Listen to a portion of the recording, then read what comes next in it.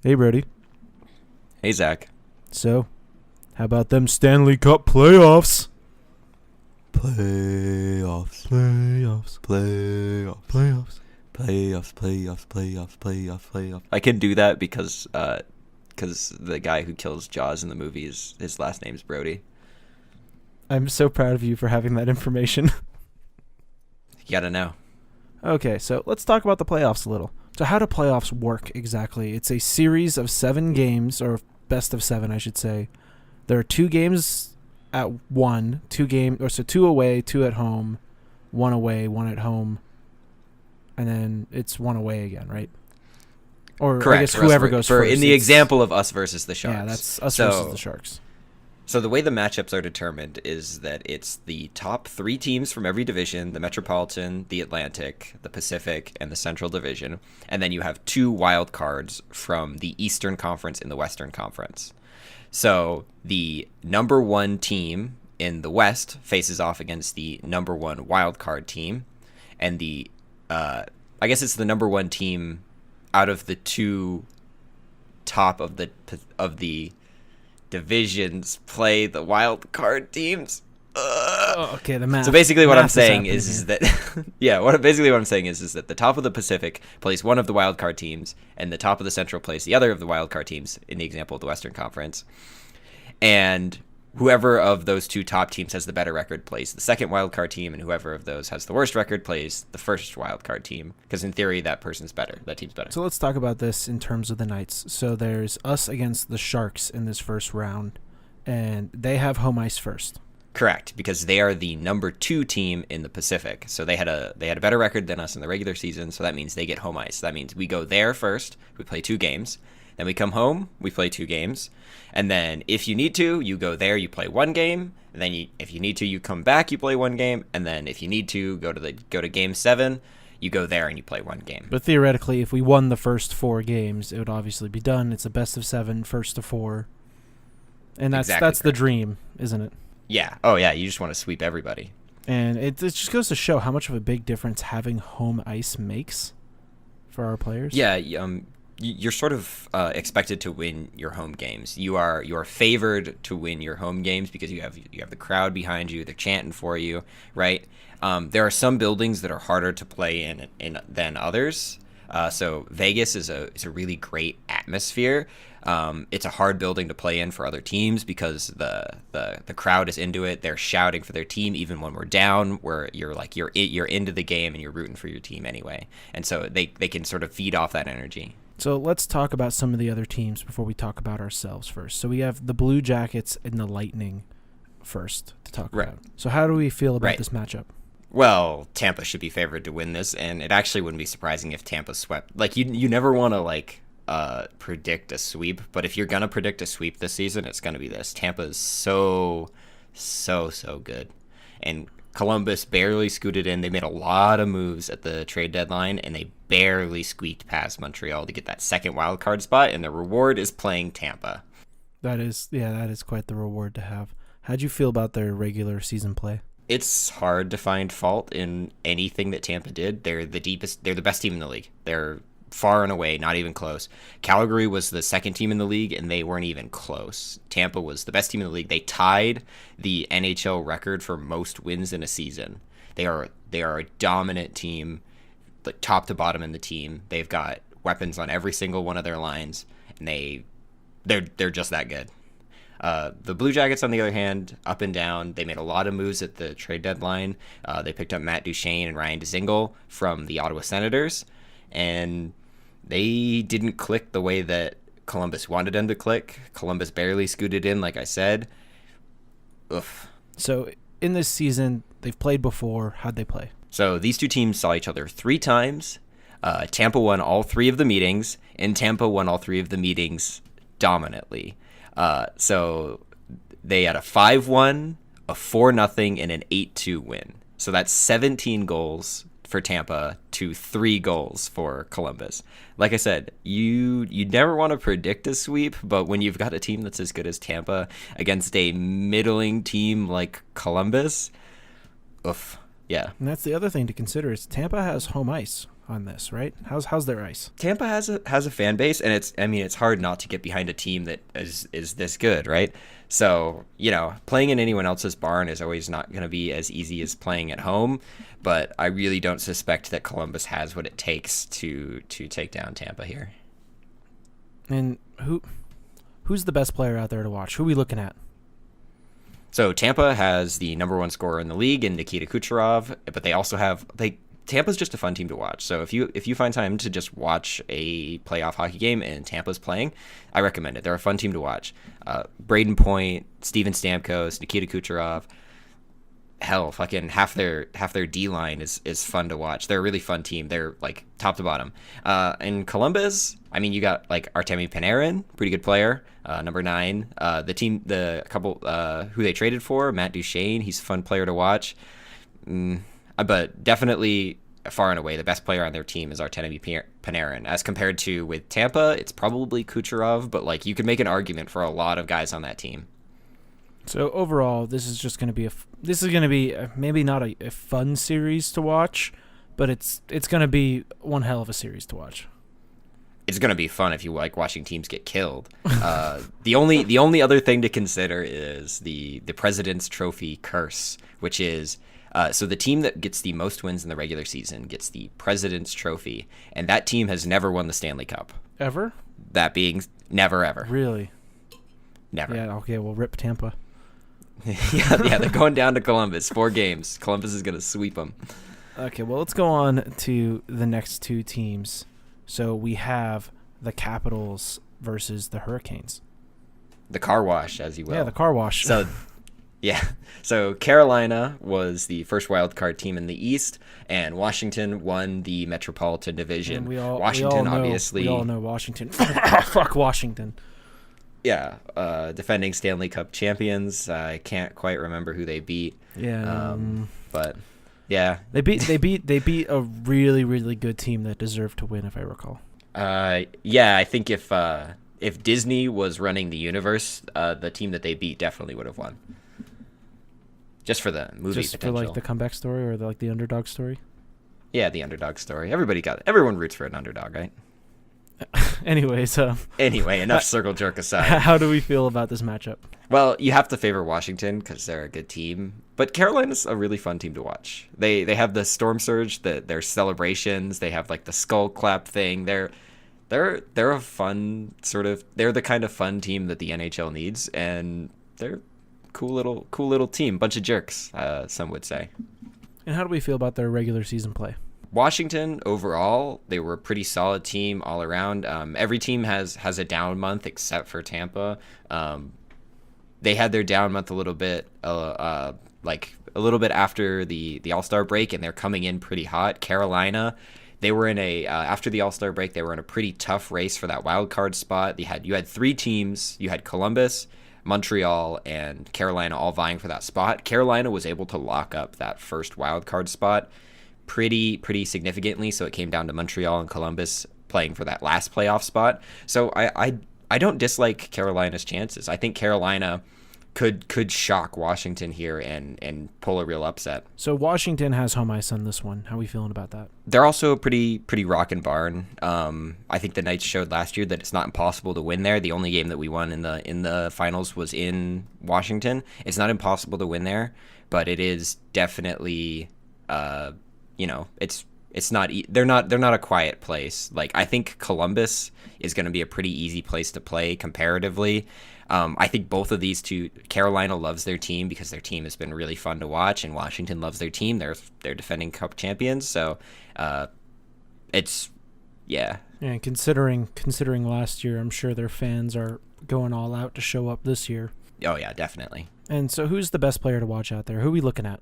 On the Capitals, of course, you have to look out for number 8, Alex Ovechkin. Debatably one of the best. I mean, it's between him and Sidney Crosby, between who's the best player of that generation. It's really just up to you. So, I mean, he had the most goals this season as compared to Nikita Kucherov, who had the most points. So, assists plus goals versus Alex Ovechkin's like 52, somewhere in there, over 50 goals. I mean, he's one of the best pure goal scorers. Carolina, on the other hand, they're a little bit no name. There's a couple guys that you could keep an eye on.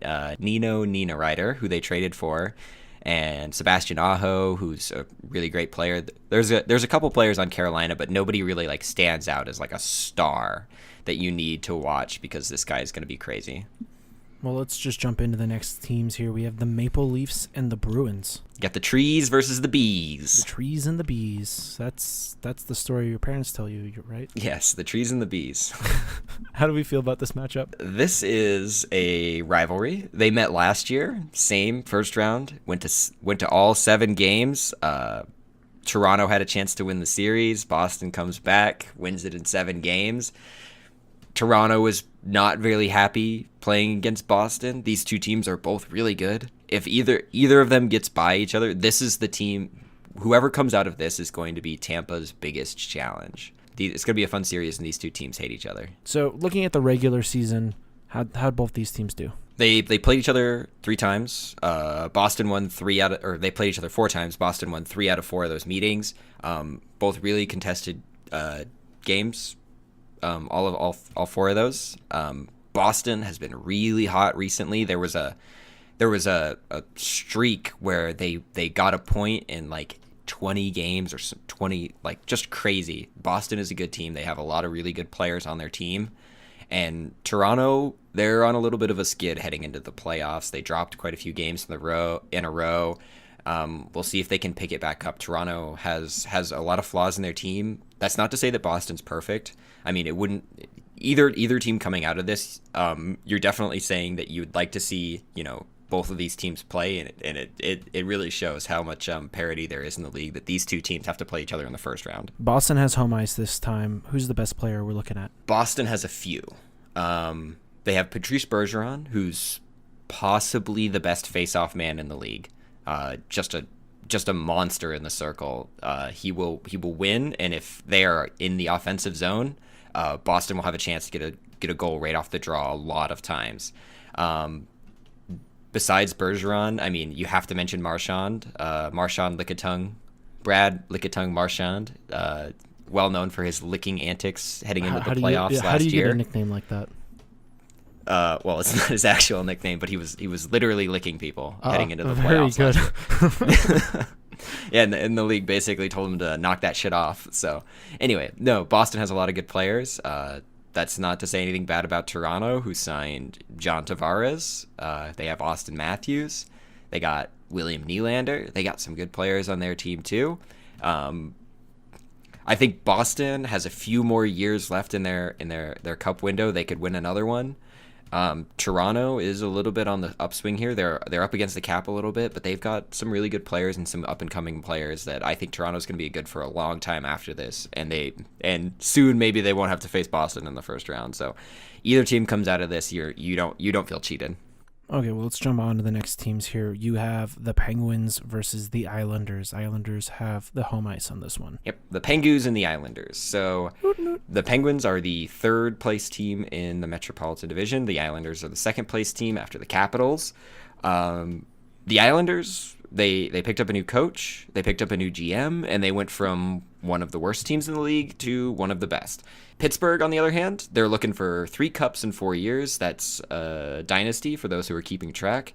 It's hard to bet against Pittsburgh in this series, but like I said, the Islanders are a good team. What was the overall impression we had of their season and their play against each other? So these two teams played each other 4 times. Each team won 2 games. Each team won one of those 2 games in a shootout.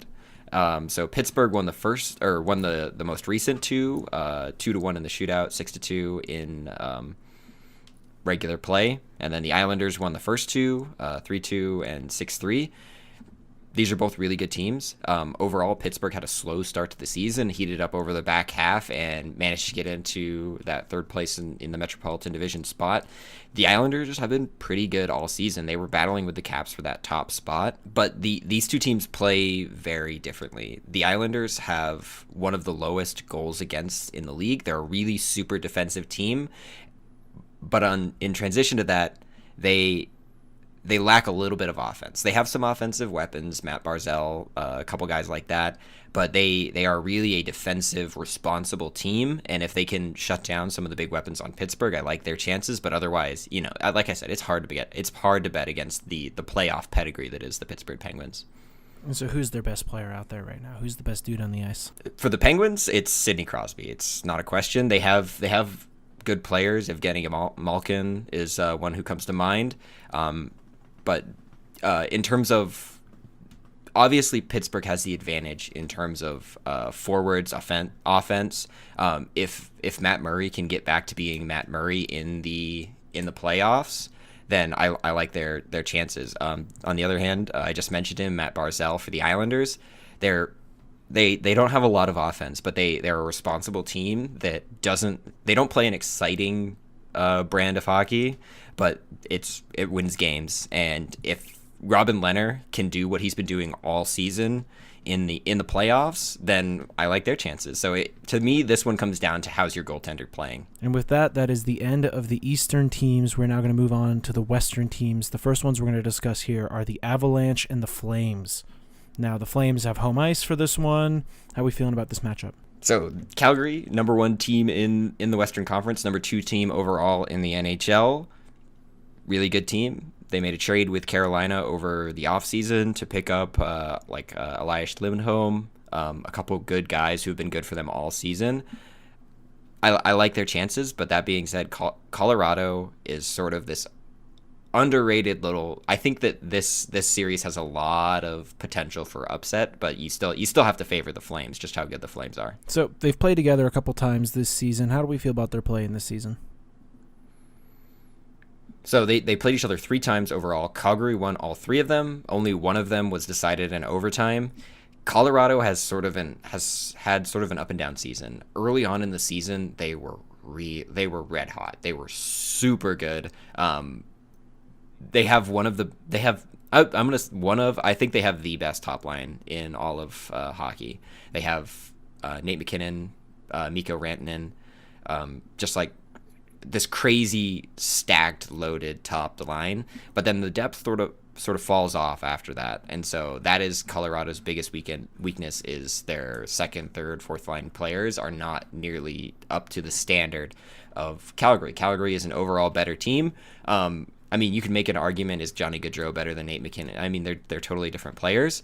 These two teams going up against each other, it's just going to be really fun to watch. So speaking of players, who's the best on both teams? I really love Nathan McKinnon. I think he's a great player. I think he's sort of underrated because he's sort of on a team. I mean, underrated is such a bad way to put that. No, he's not underrated. He's accepted as one of the best players in the league, and he plays with some of the really other best players in the league. Mikko Rantanen, like I mentioned. On the other hand, Calgary, Johnny Gaudreau is probably the best player on their team. He's been good for them all season. He's a little guy though, and so if Colorado can use some size to maybe bully him around, anything can happen. So let's just jump over to the next Western teams. We have the Stars and the Predators. Predators have home ice. How do we feel about this matchup? This one is really interesting because Nashville is sort of an under-the-radar team for me. I don't pay a lot of attention to them, but they won the Central, so obviously they're a really good team. They have a lot of depth all the way through their lineup. They have some really good players. Dallas, on the other hand, they're a team that missed the playoff last year, and they didn't really make a whole lot of changes to get into the playoffs this year. It was just easier to get into the playoffs. Dallas does not have a lot of offense on their side. They're a really defensive-minded team, but it's worked out for them, and they've won games that way. So how was their play during the season against each other and in general? So these teams actually played each other 5 times, and it was Nashville 3 out of those 5, Dallas winning the other 2. 2 of those 5 games went to overtime that Nashville won both of those. So these are 2 pretty evenly matched teams. Dallas tends to keep the score pretty low, and Nashville has the worst power play in the league. Yes, they are indeed worse than us. So I refuse to believe that. No, especially, I don't know what you're talking about. Yes, no, we're really good. I mean, I think this one might actually be kind of boring to watch. I don't think there's going to be a lot of scoring in this series. I think it's going to be, like I said, just kind of a boring, low-scoring series to watch. That being said, it has potential to go to 7 boring games. And, I mean, you have to take Nashville. They're the overall better team, but Ben Bishop has maybe been the hottest goaltender over the back half, or most recently, of any of these playoffs teams. He's so good right now. And if he can be that, he could steal this series for Dallas. That being said, in terms of forwards on these teams, not talking about goaltenders, Tyler Seguin has to be the best player on Dallas. On Nashville's side, they have a couple good players. I'd point to Philip Forsberg specifically. Ryan Johansson, he's a pretty good player. They have some good players. They have a couple good blue liners. Their captain, I can't quite remember his name right now, but the blue liner that I think of when I think of Nashville is PK Subban. They have some pretty good all around teams. They're a team that's built to go deep in the playoffs. They've got a lot of potential. Well, let's just jump right into the next team then. The next Western teams are going to be the Blues and the Jets. Now we've played against both these teams recently. How do we feel about this matchup for them?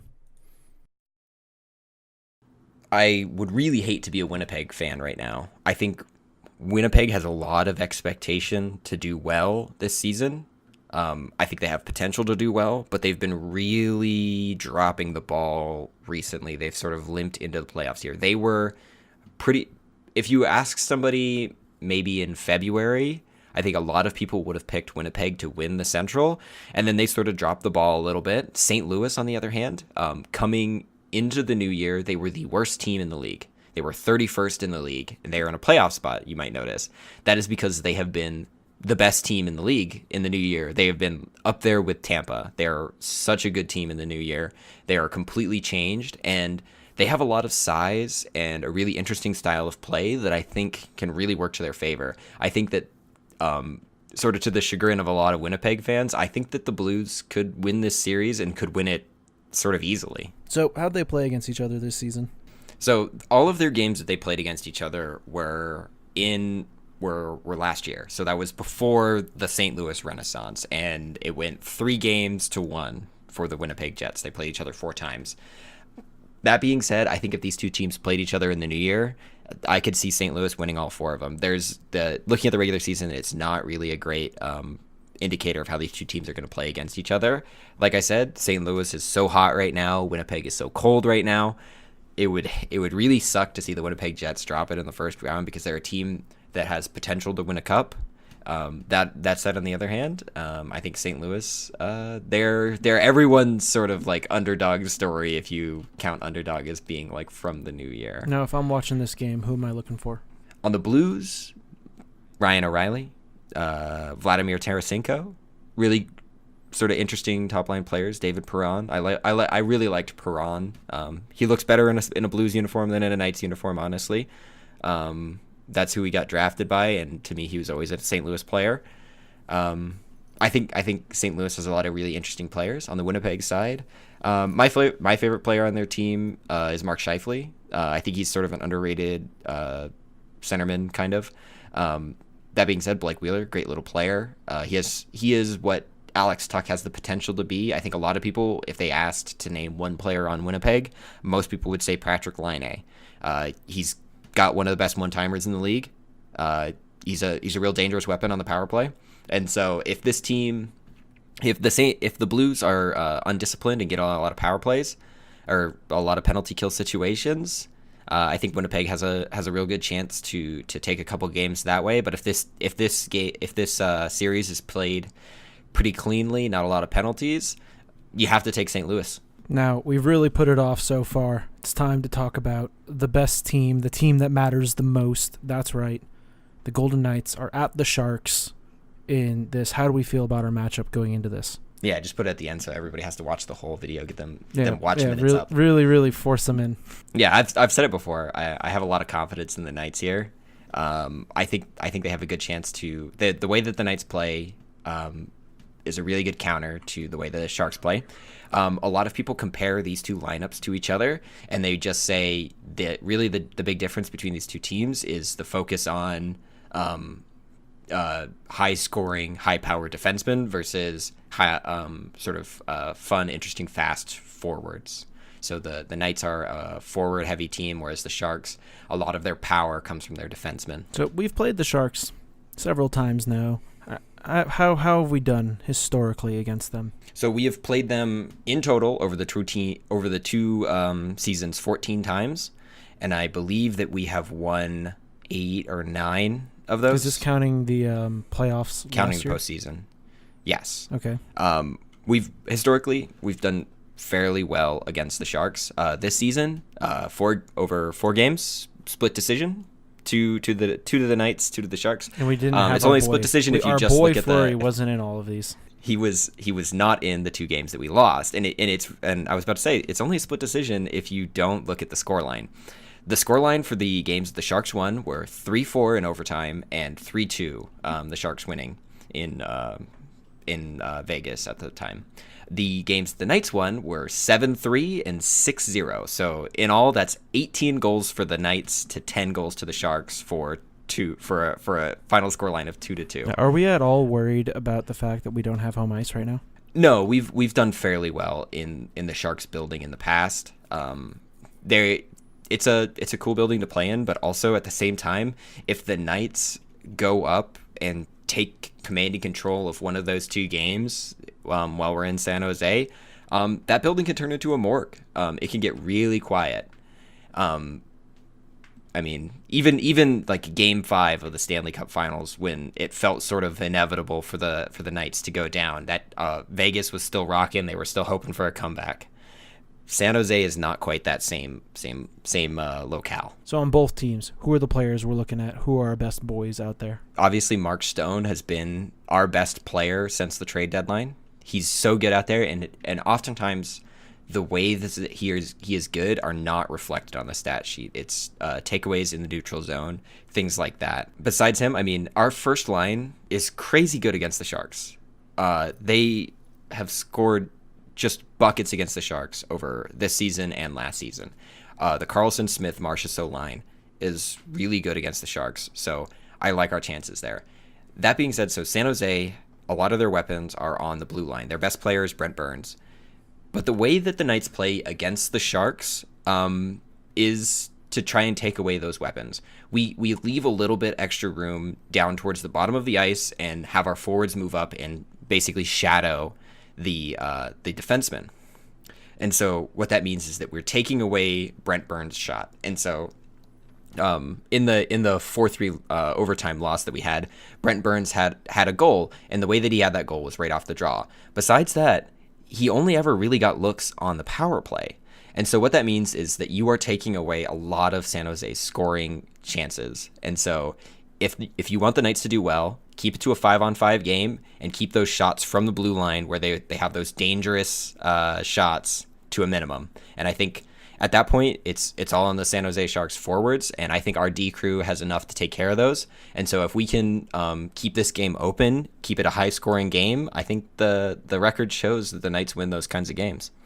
So the Golden Knights on Wednesday at 7:30 p.m. Pacific Time, 10:30 p.m. Eastern Time, will play their first game against the Sharks at the Sharks' home territory in San Jose.